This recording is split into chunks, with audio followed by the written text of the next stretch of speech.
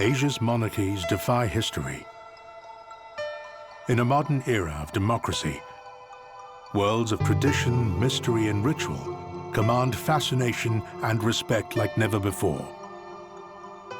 Asian monarchs are symbols of continuity, living connections to the past that are often loved and loathed in equal measure. In Nepal, the monarchy was ousted from power after 250 years of rule and replaced by an uneasy republic. Deposed and humiliated, the former king can still inspire devotion among many of the people.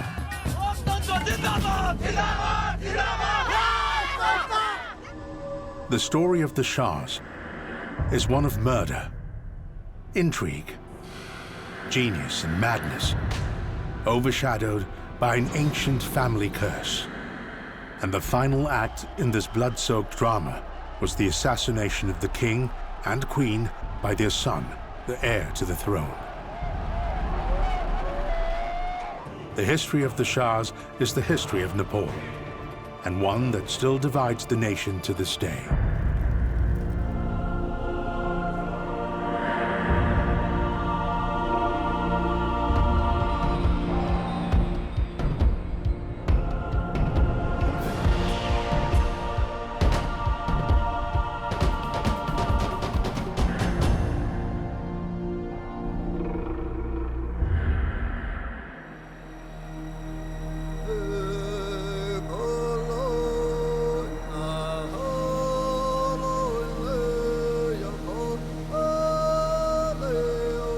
To visitors, Nepal is a ravishingly beautiful mountain land of temples and religious devotion where Hinduism and Buddhism have coexisted peacefully for hundreds of years.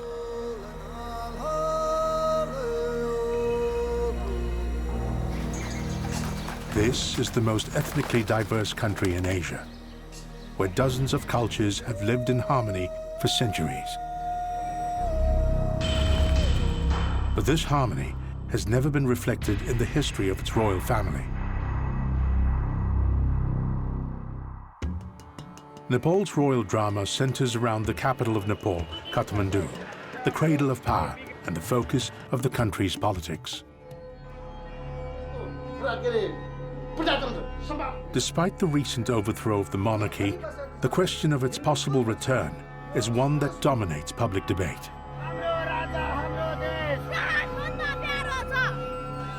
Monarchists and anti-monarchists vie with each other under an unstable government. We have to slaughter king. I have already told you, we have to slaughter king. But on the streets of Kathmandu, the people still turn out in thousands to celebrate the birthday of the last king of Nepal, Gyanendra.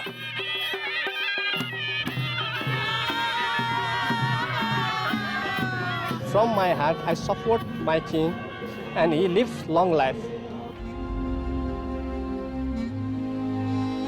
The story of Nepal and the Shahs is one of a struggle for unity and harmony. From the founder, Prithvi Narayan Shah, right through to today, the Shah rule has been characterized by ever-repeating cycles of violence. Prithvi Narayan Shah was a great warrior chieftain who unified Nepal and founded the royal dynasty of the Shahs. Rajendra Shah was mentally ill, and his reign saw the descent of the Shahs into factionalism and the first mass murder in Nepal's royal drama. Tribhuvan Shah brought the monarchy back to prominence after almost a century of obscurity as mere puppet kings. Mahendra Shah dabbled in politics and tried to regain absolute power, returning his family to factionalism and infighting. Birendra Shah tried to modernize the monarchy and usher in democracy, and paid with his life.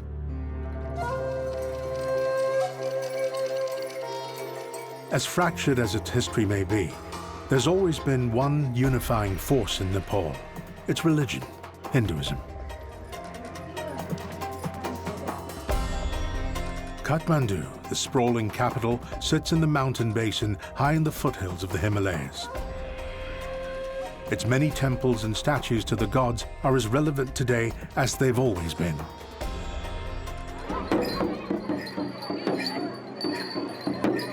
On Hindu festival days, the whole city stops to pray and to purify, and to party on the streets.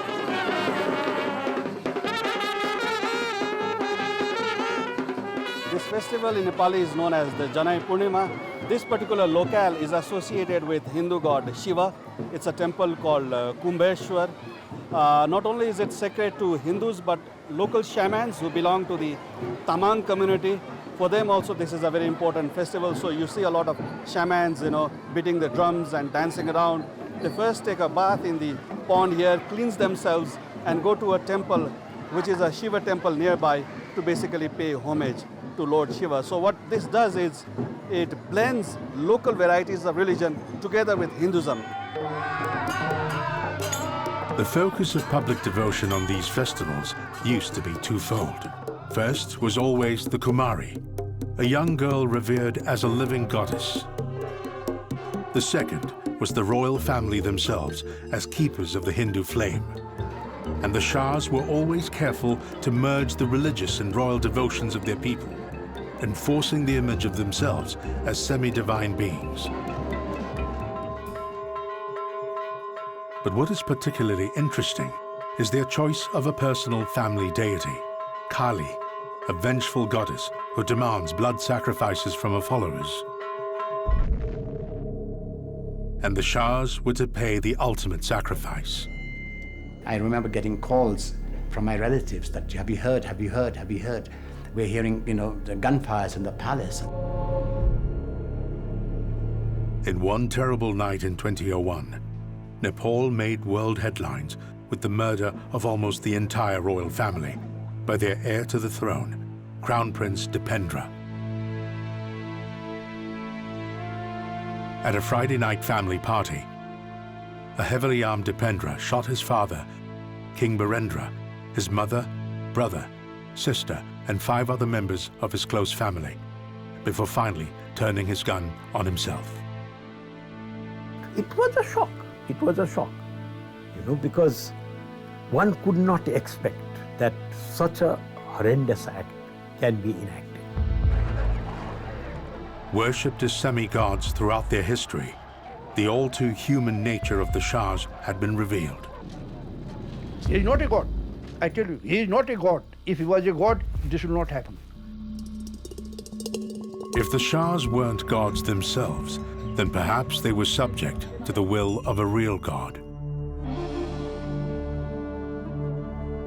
To many in Nepal, a land where myth and legend are part of the fabric of everyday life, the royal massacre is simply the fulfillment of an ancient curse laid upon the founder of the Shah dynasty, Prithvi Narayan Shah.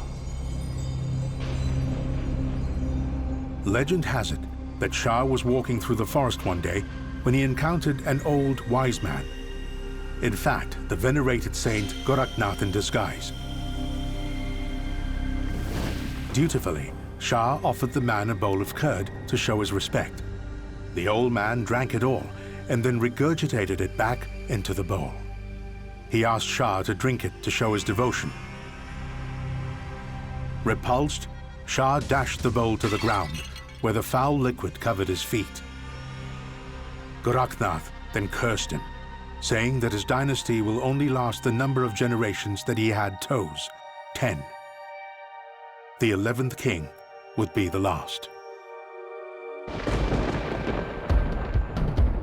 Throughout its history, the curse has overshadowed the House of Shah. But would it really come true?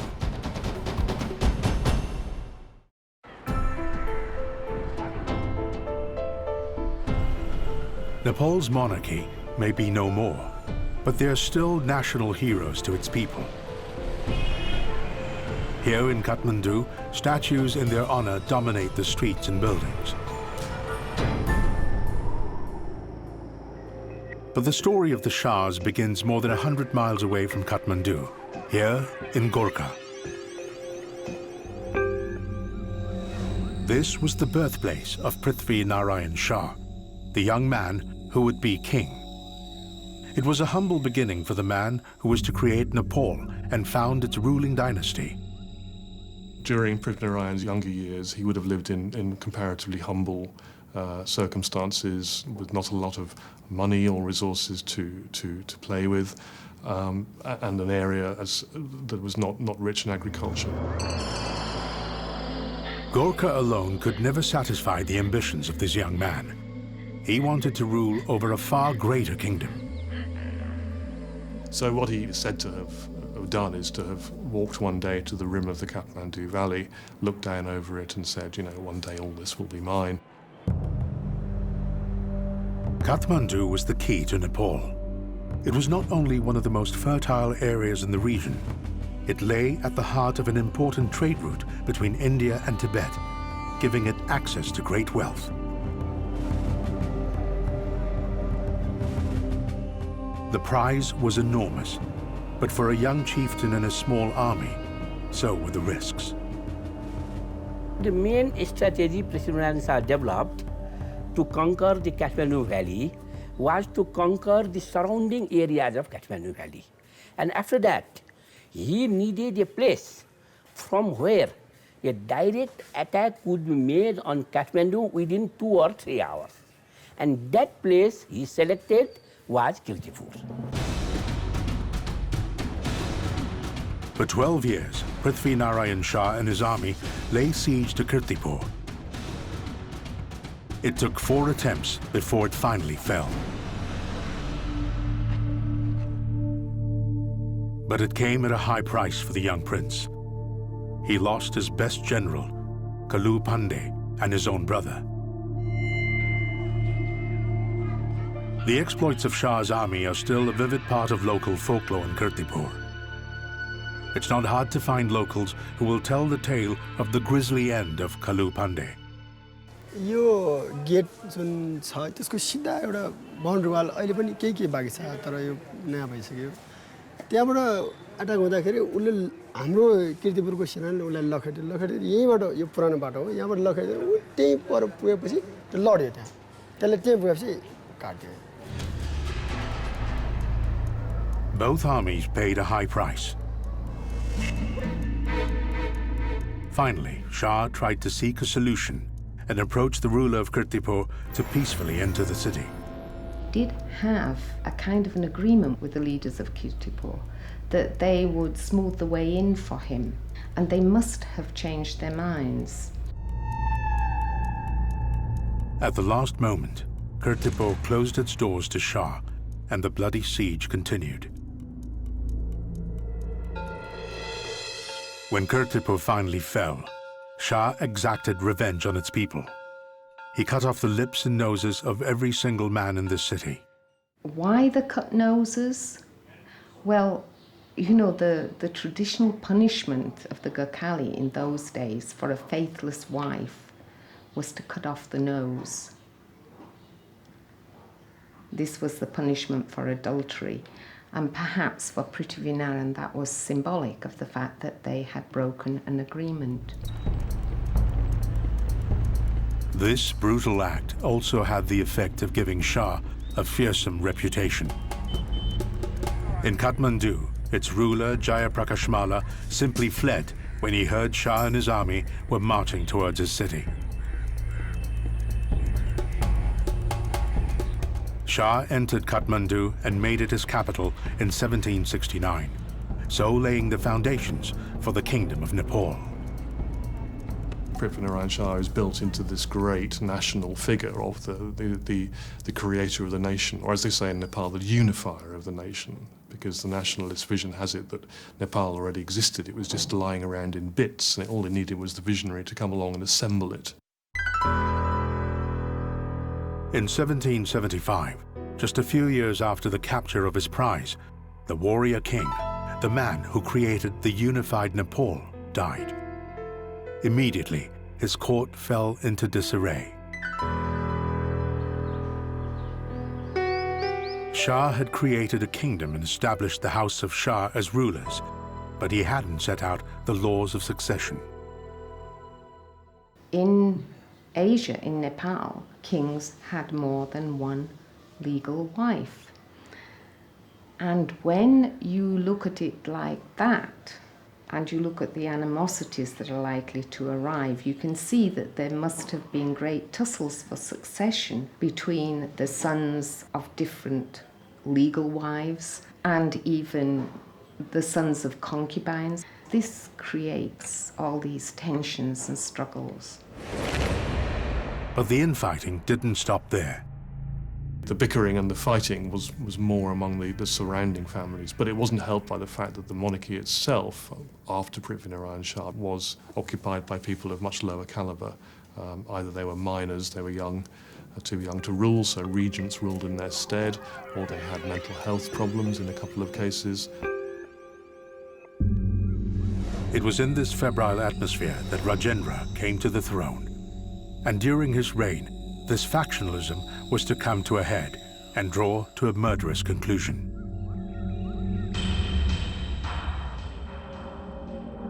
Rajendra came to the throne in 1816, at the age of just 3. He was completely controlled by his all-powerful Prime Minister, Bhimsen Thapa, the latest in the line of Thapas who had ruled over the weak child kings that followed Prithvinarayan Shah. Rajendra was kept in isolation, unable even to leave the palace. In 1837, however, he finally flexed his muscles, forced Thapa from power, and took over direct rule. Unfortunately, he was a less than ideal candidate to be king. Rajendra, just looking at it from the eyes of the 21st century, I would say that he had a bipolar disorder. Sometimes he was probably very, very reasonable, and sometimes he was very despondent, and sometimes he was high. His excesses were mainly in his cruelty. He took people's caste away by smearing them with feces, with human feces. He would bring out laws and edicts, and he would change them the next day. And this lack of judgment and control was felt in his relationships with his 2 queens and their sons. In particular, Rajendra's strange behavior affected his eldest son, Crown Prince Surendra. Surendra should have been the automatic heir to the throne, but Rajendra favored his youngest queen, Lakshmi Devi. In 1843, Rajendra issued a decree stating that his subjects should only obey his younger queen Lakshmi Devi over the crown prince. Surendra was feeling increasingly insecure.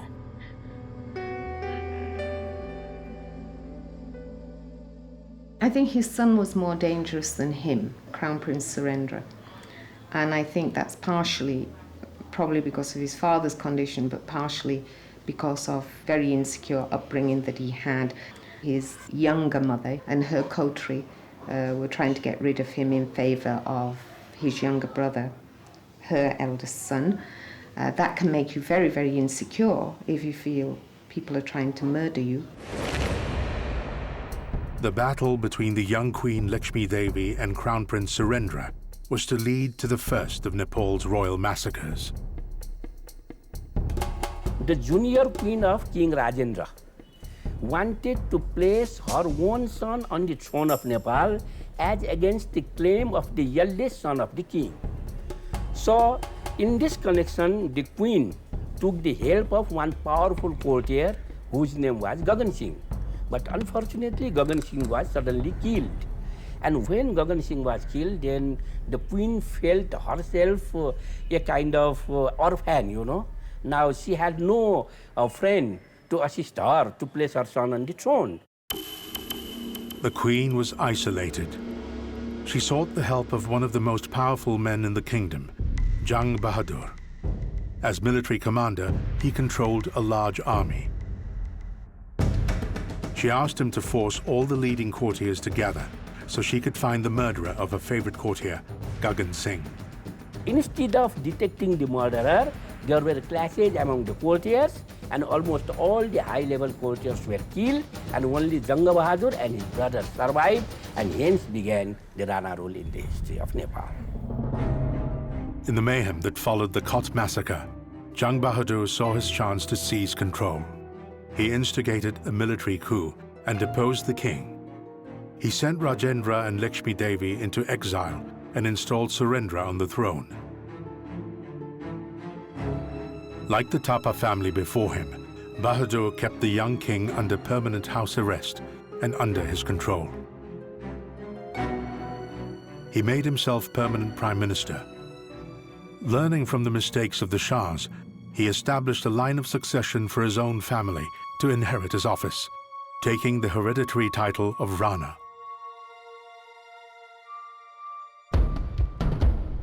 And so began a century of Rana rule, with a succession of puppet kings.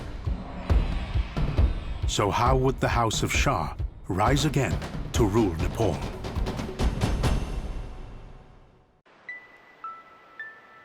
Nepal's royal family is no stranger to bloodshed and intrigue.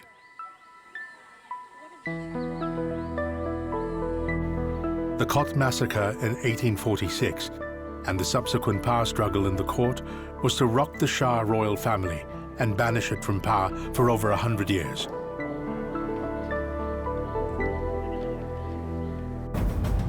After decades of court politics and unstable rulers, the Ranas, a ruthless dynasty of hereditary prime ministers, emerged from the shadows of Nepal's elite. The Shahs remained under virtual house arrest, figureheads cloistered in their palaces.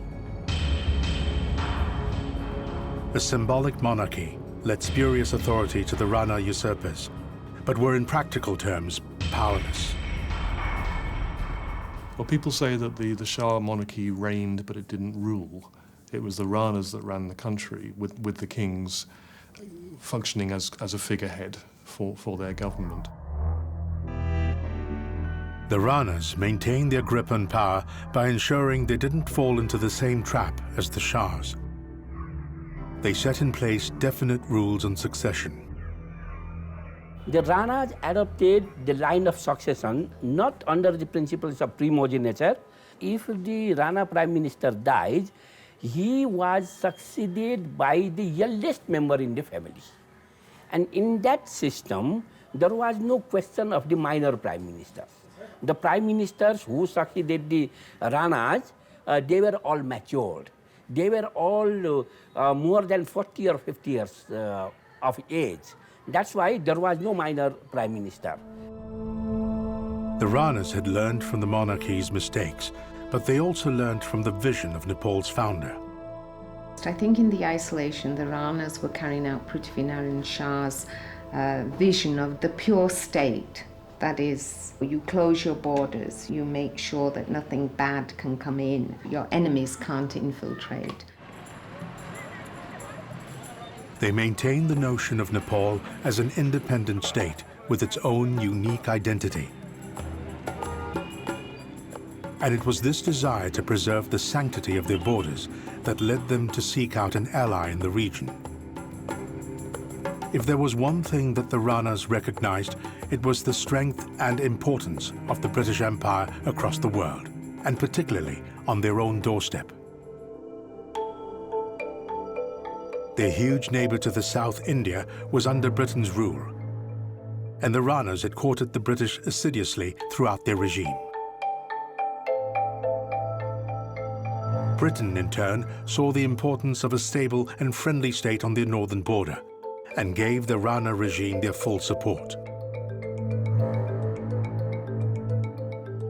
It was an alliance that defined the century of Rana rule in Nepal, and the loss of which was to signal the end of their power.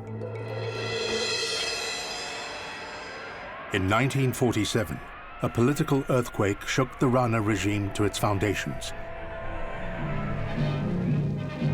Lord Mountbatten bids farewell to the first British troops. An Indian Guard of Honor is drawn up in salute to the men whose departure symbolizes the end of British rule.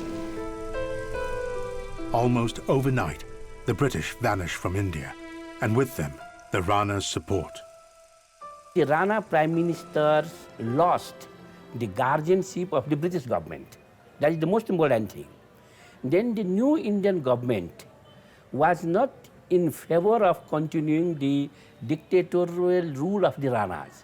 Rather, they wanted some sort of democratic government in Nepal. The Ranas were too closely associated with the British for the liking of the newly independent India and its charismatic Prime Minister, Nehru. They wanted their close neighbor to be ruled by someone untainted by an alliance with the British. Nehru wanted a democratic government in Nepal, right? But he did not want a full democratic government in Nepal. The Rana regime should be ended, but the new regime should be under the leadership of the king, not under the leadership of the people's representative. That's why Pandit Nehru played a very active role in the movement of 1950, and all the negotiations in Delhi took place under his guidance. The Rana regime was coming under pressure from outside its borders. At the same time, pressure was building inside the country for change. The Indian nationalist movement, the Indian Congress movement that had secured independence for India, greatly influenced a small number of middle-class Nepalis of higher caste who were receiving their education in Indian cities during the 30s and 40s, and to some extent in emulation of the Indian nationalist movement, formed their own political parties, which were small, but were then poised to sort of take on some of the momentum of the Indian political struggle and apply it to their own context. Nepal needed a new ruler and a new government. All eyes turned to the Shahs. Tribhuvan had been on the throne since 1911, but like his forefathers before him, every part of his life had been controlled by successive Ranas. First, Judha Shansha Rana, and then in 1945, Mohan Shansha Rana. He was too weak to take back power for himself, but the leaders of the new democratic movements could. Once the British had gone, the Ranas were wide open to that kind of opposition, and armed insurrection, in fact, took place for a period of time in 1949, 1950. And they were also able to engage with the king and show him that they would reinstate him as a ruler if he aided them in their struggle and gave them certain guarantees about the introduction of democracy and so on after he had been reinstated. As the opposition mounted, the Prime Minister Mohan Shansha Rana tightened his control. If Tribhuvan was to get out from under the Rana rule, he would have to get out of Nepal. The king's movements were quite closely controlled, and in 1950, on the pretext of going off to a hunting expedition with his entourage and most of his family, King Tribhuvan left his palace, but instead of taking the route that he was expected to take, suddenly turned sharply off the road into the Indian embassy, where he asked for some kind of political asylum, was flown out of the country to New Delhi. The entire royal family was in exile, except for the king's 3-year-old grandson, Gyanendra. In a last-ditch attempt to save the Rana regime, the Prime Minister had him crowned king, hoping to rule over another puppet monarch. But to no avail. The people of Nepal looked to the absent king as their savior. Tribhuvan's flight to India, that could have been seen as a mere desire to save his own life, was cleverly managed to look like a move to save his people. And in 1951, King Tribhuvan returned to Kathmandu a national hero. Tribhuvan is important for his symbolism. There was a king who was willing to sacrifice his throne for the sake of people, for the sake of democracy. So the symbol of King Tribhuvan leaving his palace and taking refuge in embassy and eventually Delhi symbolizes a king willing to leave his throne for the sake of the people. So what that symbolism does, it unites the people's leaders and the monarch together. Both of them were involved in the overthrow of the Ranas. So that gesture by Tribhuvan was fundamental in restoring monarchy in Nepal. Having regained his throne, Tribhuvan honored his agreement with the leaders of the democratic movement and opened the doors to change. He was recognized as the father of democracy in Nepal by all and sundry, even today. They have not attacked, the Republican forces have not attacked that symbolism that he carries. After centuries of absolute rule, first by the Shahs and then the Ranas, the transition to a fledgling democracy was bound to be difficult. The democracy that was ushered in 1950 was a very unstable one. There was intense political instability, and this went on and on and on till 1955 when he died, and his son took over, which is King Mahendra. Mahendra came to the throne in 1955. At the time, Nepal's young democratic system was in turmoil, and there was deep unrest amongst the people. He saw this as an opportunity to impose his authority on the nation and lead his country forward to a new age. He was a very ambitious person. He grew up in a very traditional milieu. He did not receive formal Western education. He received all of his education within the palace premises. But he was a very traditional Hindu monarch. He saw his role as a protector of the kingdom, as benefactor. Mahendra moved to take back some of the king's traditional powers, whilst at the same time opening the door to more modern influences. Basically, when he took upon the responsibility of the government, he tried to become a very benevolent kind of a ruler, a benevolent dictator, if you will. It is to his credit that the modernization process began in Nepal. He enacted certain laws that led to land reform. He put a ceiling on big land holdings. He also enacted certain legislatures that prohibited the caste system. So he tried to do away with what he considered some of the more backward practices, and in so doing, he tried to modernize the country. Mahendra was walking a political tightrope and trying to be both a far-sighted modernizer and a benevolent dictator. And it was this contradiction that he brought to the throne of Nepal that was to lead to the final fall of the House of Shah in a single night of unimaginable horror.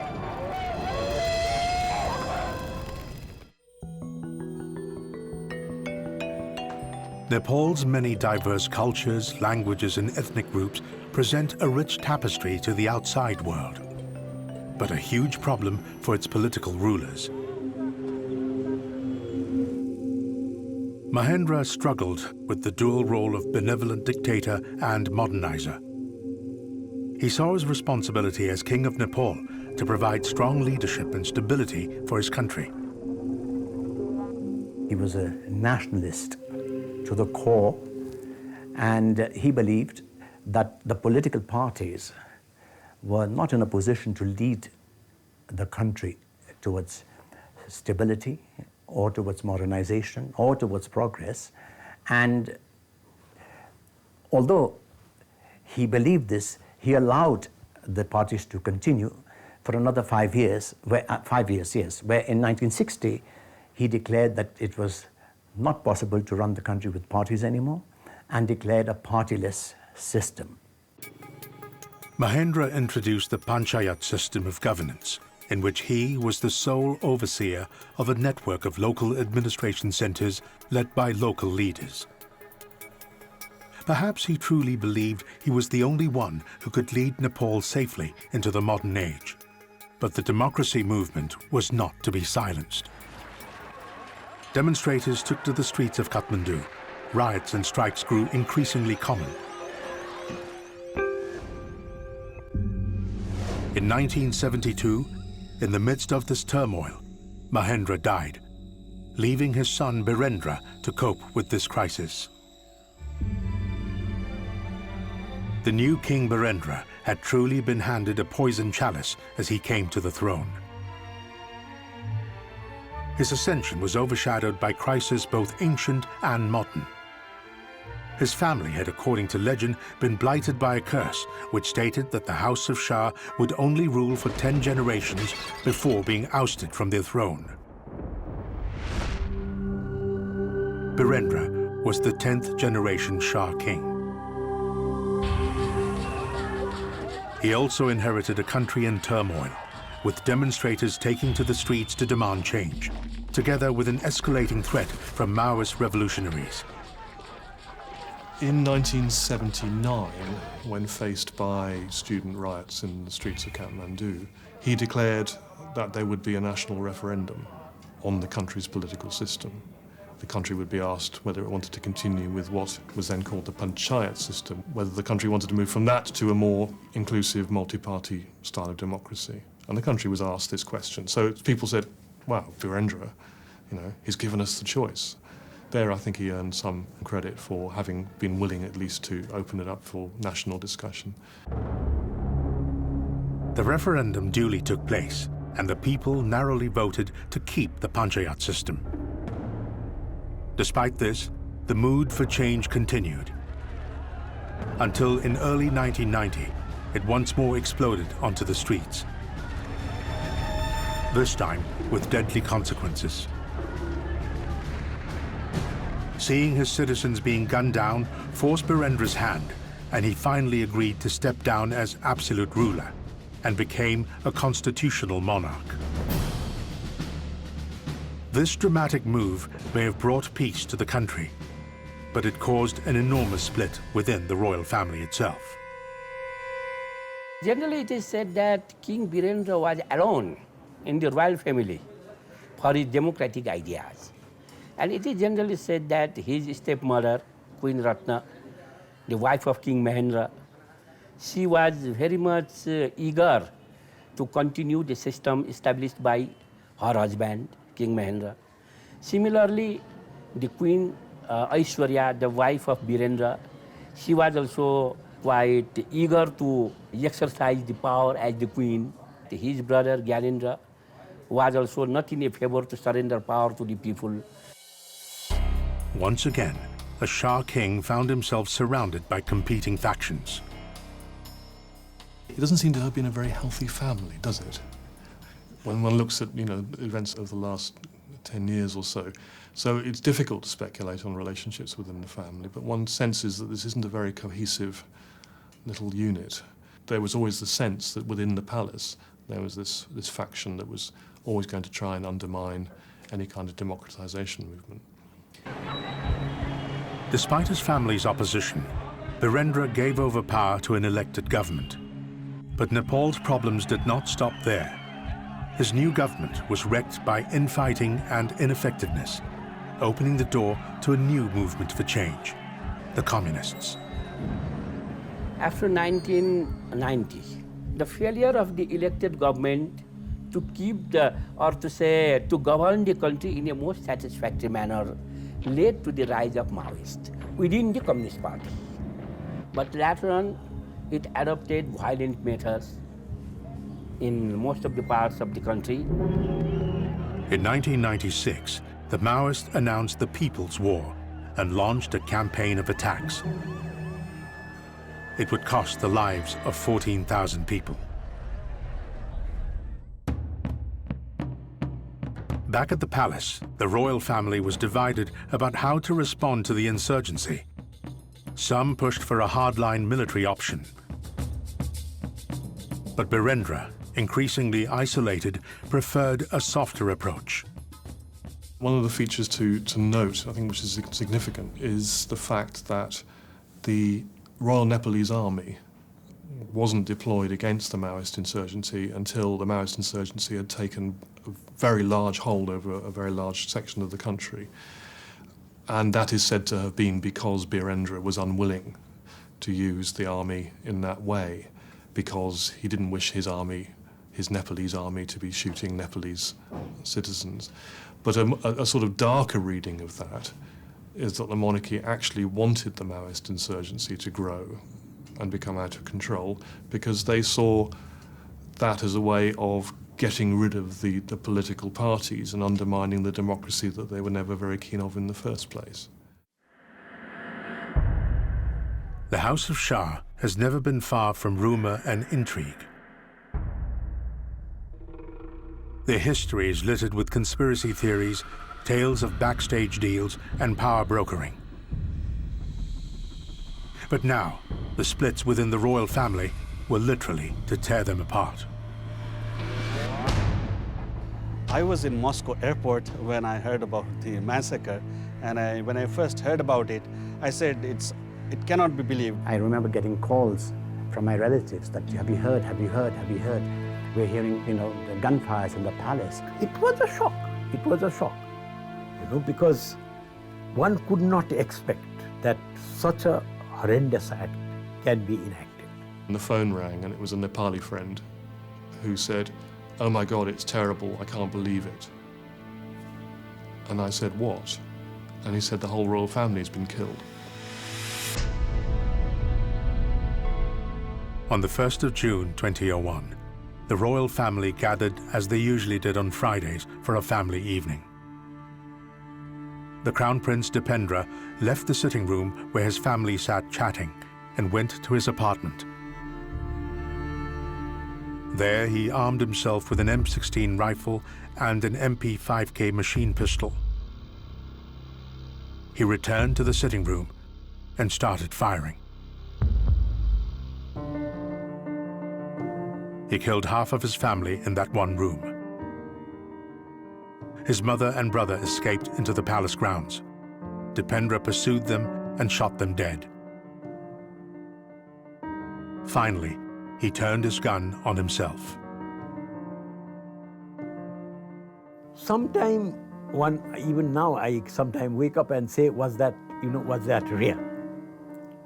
Particularly, I felt the then Crown Prince. He was a highly intelligent man. All right. How would an intelligent man commit such a horrendous act? That's sometimes still hits me. No one really knows for sure why Dipendra killed his family. And as ever with Nepal's royal history, conspiracy theories are rife. Some say Dipendra wanted to depose his father and install himself as king, bringing the monarchy back to absolute rule. Others say he was maneuvered into murder by his uncle, the king's younger brother, who himself wanted to be king.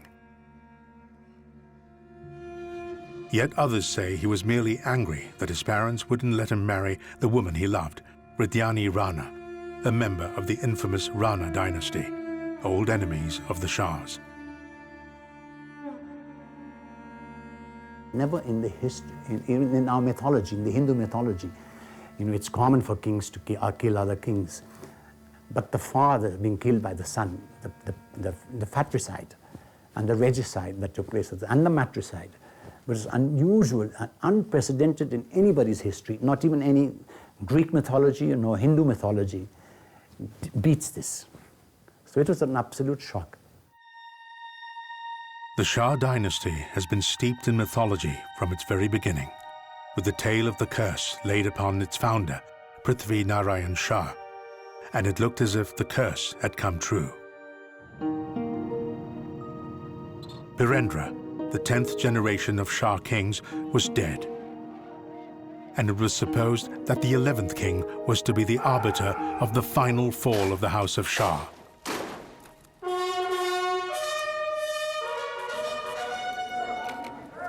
On the 4th of June 2001, Birendra's brother, Gyanendra, was crowned king.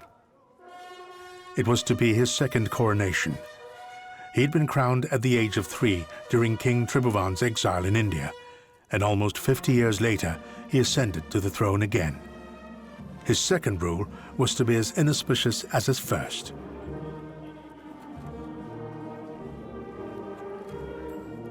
He always had political ambitions. So when this came up, on one hand, he saw this as an opportunity. But we should also understand, as an individual and as a family member, he had lost everything around him. And that did have a devastating effect, definitely, on him.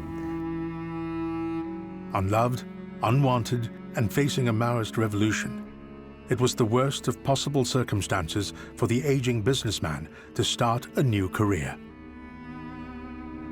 However, he had plans to make his mark. King Gyanendra had the conservative ideas. He was of the opinion that the king should exercise his real power.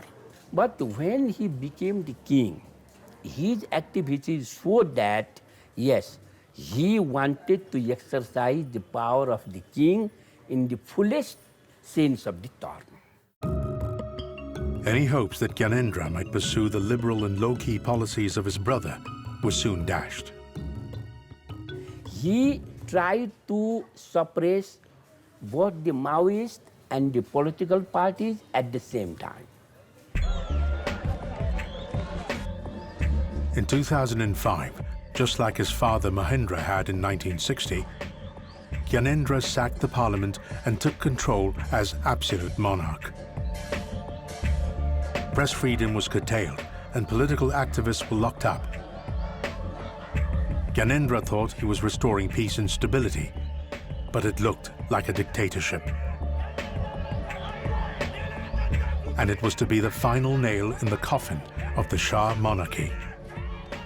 His attempt to suppress these two political forces and impose his own personal rule in the country, I think finally led to the downfall of monarchy in the country.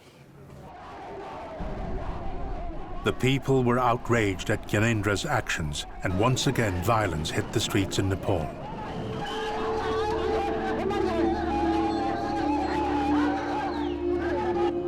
Gyanendra realized he had gone too far, and on 24th April 2006, he restored the parliament. But this would not save him, and 3 weeks later, the parliament stripped him of his powers. In 2007, the monarchy was finally scrapped. Gyanendra per se had the great opportunity perhaps to be the most, sort of successful ruler in Nepali history if he had pursued an agenda of reform. But rather than that, they got so engaged in the political game that, led to, the downfall of the monarchy. Despite the ousting of the monarchy, there are many in Nepal who still love the Shahs and call for their return.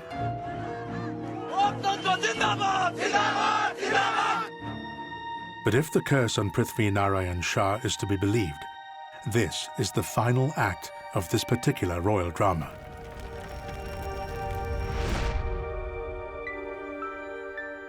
Gyanendra was indeed the 11th king of Nepal, the one who would preside over a catastrophic fall from power, as bloody and dramatic as the legendary curse promised.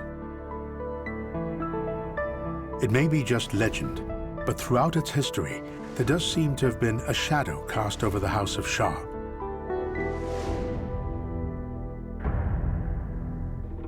Born in war, the Shahs lived out their destiny against an ever-shifting landscape of bloody feuds and political intrigue, before dying out in confusion and horror.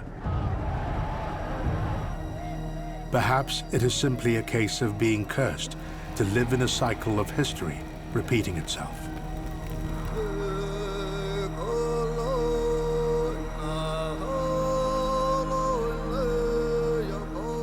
The Shah story should end here, but perhaps the cycle has one more revolution to turn.